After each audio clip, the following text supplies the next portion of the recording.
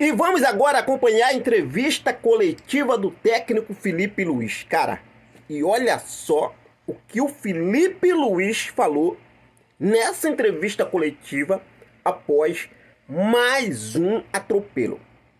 Felipe Luiz, com a humildade dele, cara, dá prazer, dá gosto de a gente ver essa entrevista coletiva, assim como dá prazer de a gente ver o Flamengo jogando, o Flamengo de Felipe Luiz, dá prazer da gente ver essa entrevista coletiva. Mas olha só o que o Felipe Luiz, acompanha aí o que o Felipe Luiz falou agora. Estão recuperando a sua melhor forma física, né? No caso do Arrascaeta, do Everton Cebolinha, do Luiz Araújo, uma vitória tão impactante como essa de hoje. Importante, como eu sempre falo, né?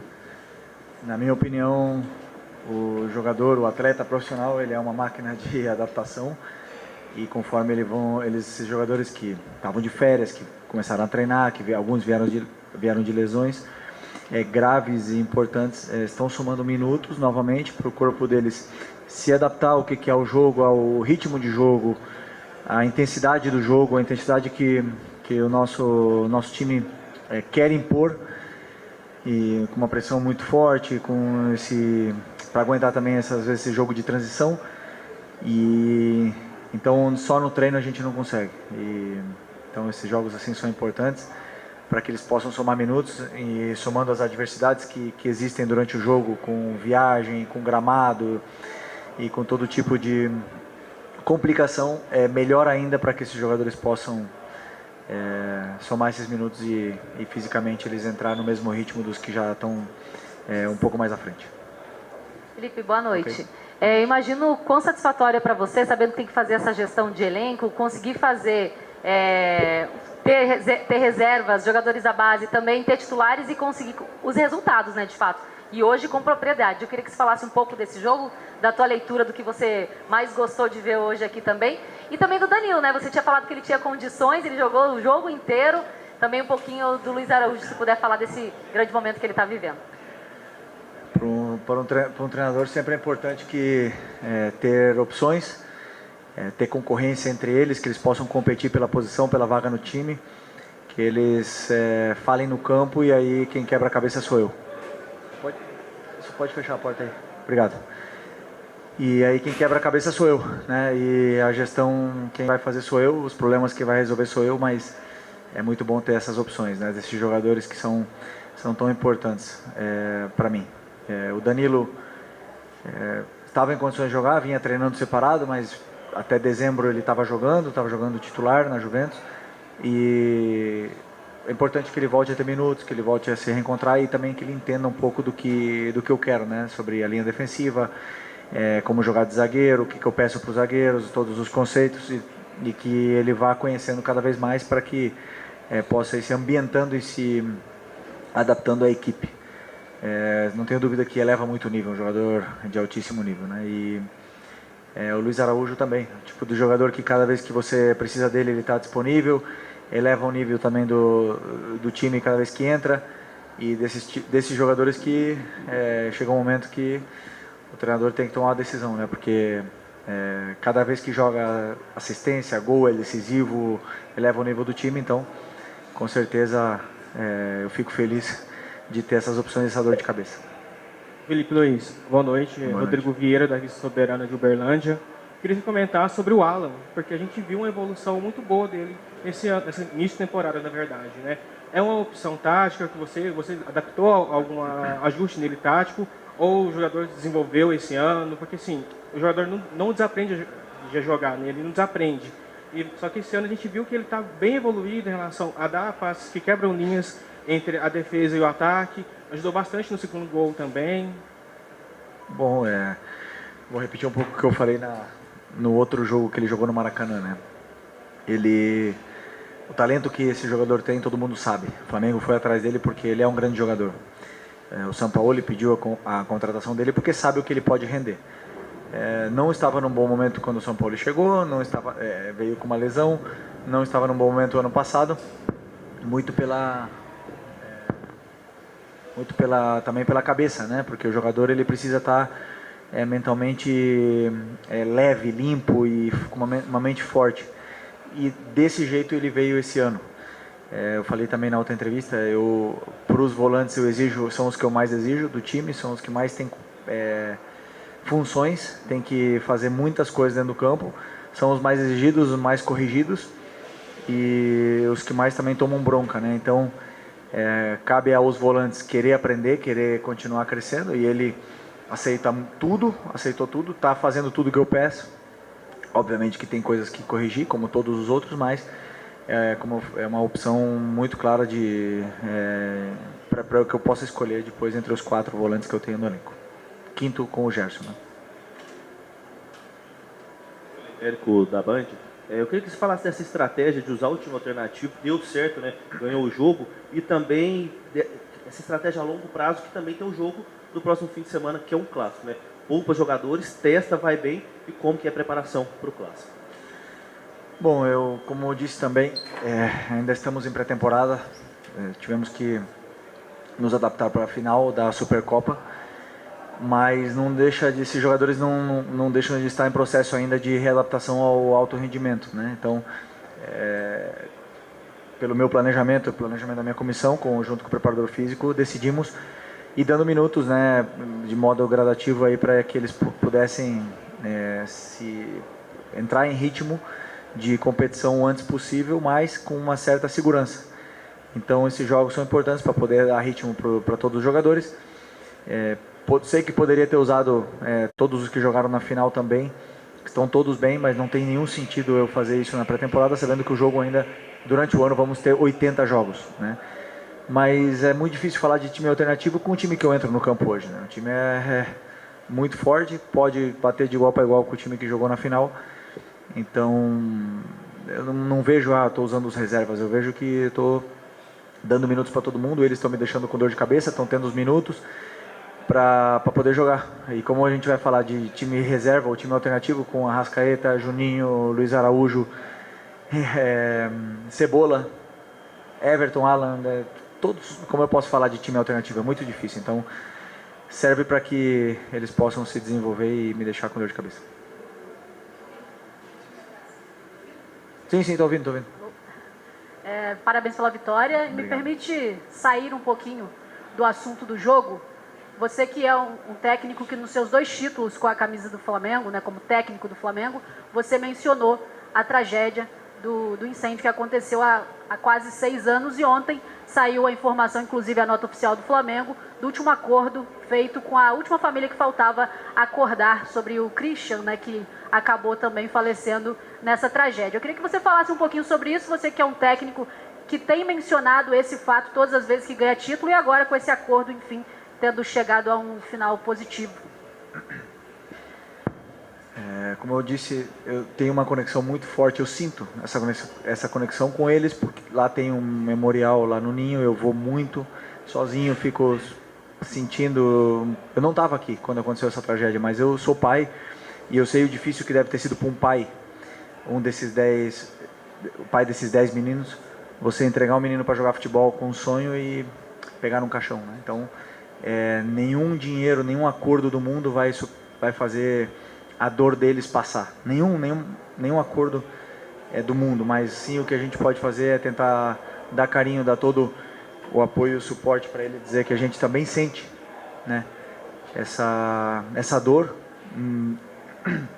Como eu falei, eu também tenho filhos e sei o difícil que é isso, mas que pode ser isso. E ninguém deseja passar por uma coisa assim. Então, a única coisa que eu posso falar é meu apoio a todas as famílias. Vou estar sempre lá, sempre lembrando deles, a minha vida inteira vou estar lembrando desses meninos. E agora vai ter uma missa lá, eu com certeza vou ir também, vou ver os pais, porque, como eu falei, eu sinto que eles estão comigo. Eu sinto isso, não sei como explicar, mas comecei na base e deu tudo certo na base. Por quê? Porque eram os meninos da base, né? Então, sinto, acredito e tenho essa crença dentro de mim. E espero que eles possam ter o coração confortável. Boa noite. Boa noite. Felipe, antigamente, quando se trocava o time, saía com o time titular e entrava com o time reserva, digamos assim, a gente percebia uma diferença muito grande no modelo do jogo.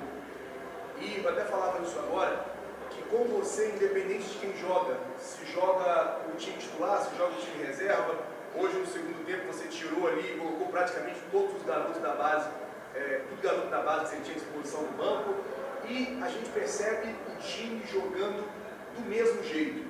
O presidente chegou a falar que ele quer fazer, desde a base ao profissional, o mesmo processo, para que não tenha essa diferença quando o garoto ele saia do 20 e venha para o profissional. Queria saber como é que está o andamento desse trabalho e se você e o Boto têm conversado bastante com os técnicos das categorias para poder manter o mesmo processo, tanto no time principal como também no time da categoria de base. Acho interessantíssima a tua colocação, a tua pergunta, porque é um grande sonho que eu tinha quando eu trabalhava lá na base, era isso, que todas as categorias pudessem jogar a Flamengo, né?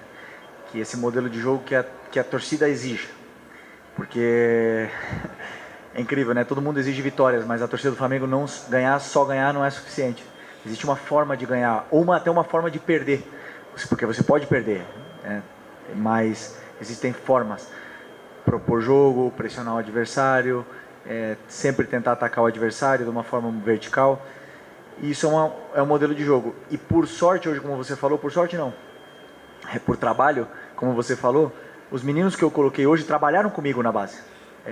Tinha ali o Pablo, que trabalhou comigo no Sub-17, entrou o Wallace, o Guilherme e o Schola, que trabalharam comigo no Sub-20, foram campeões mundiais comigo, e sabem como eu trabalho. Então eu não preciso nem falar para eles do jeito que eu gosto de jogar, porque eles já sabem, porque já treinaram comigo, já passaram por todos os processos de treinamento, já sabem quando eles têm que atacar o espaço, quando eles têm que vir no pé, eles sabem tudo. Então eles treinaram sim durante a semana para vir para esse jogo, mas mesmo se não tivesse vindo, eles tiveram já o conteúdo e beberam da água do modelo de jogo que a torcida exige.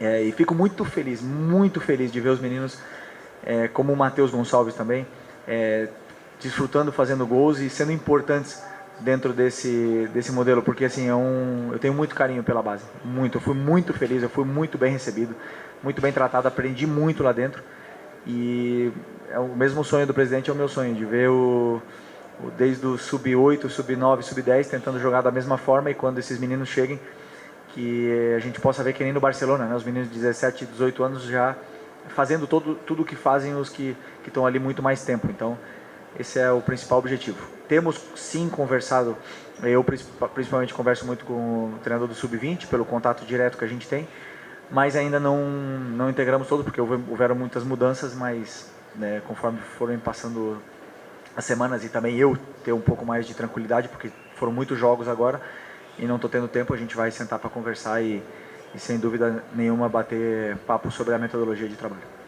Okay. Sim. Primeiramente, parabéns pela vitória, eu queria saber o seguinte, uma pergunta até bem prática. Hoje você explorou vários jogadores em campo, viu que funciona, que não funciona. O que a gente pode esperar na preparação do time para o jogo do sábado contra o Fluminense? Boa pergunta. Hoje não, mas amanhã de manhã eu já vou começar a estudar o Fluminense. Sinceramente não vi. Vi o jogo deles contra a Portuguesa, porque tinha que estudar a Portuguesa e acabei vendo também o jogo deles. Mas tenho uma ideia muito clara já do que como o Mano joga, como ele gosta de jogar. E depois vou decidir o plano de jogo em função do que vai apresentar o Fluminense, né? Mas as peças eu vou escolher mais perto do jogo e vocês vão ficar sabendo uma hora antes do jogo. Tá ok?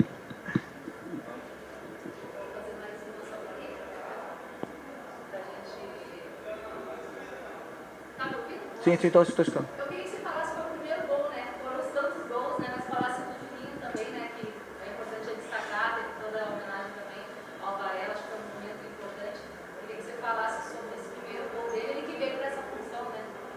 Sim, foi muito legal que ele e todos os jogadores prestaram homenagem ao Varela, porque o Varela é um cara muito querido. É daqueles líderes silenciosos que temos no elenco, um cara que trabalha o tempo todo, apoia sempre o companheiro.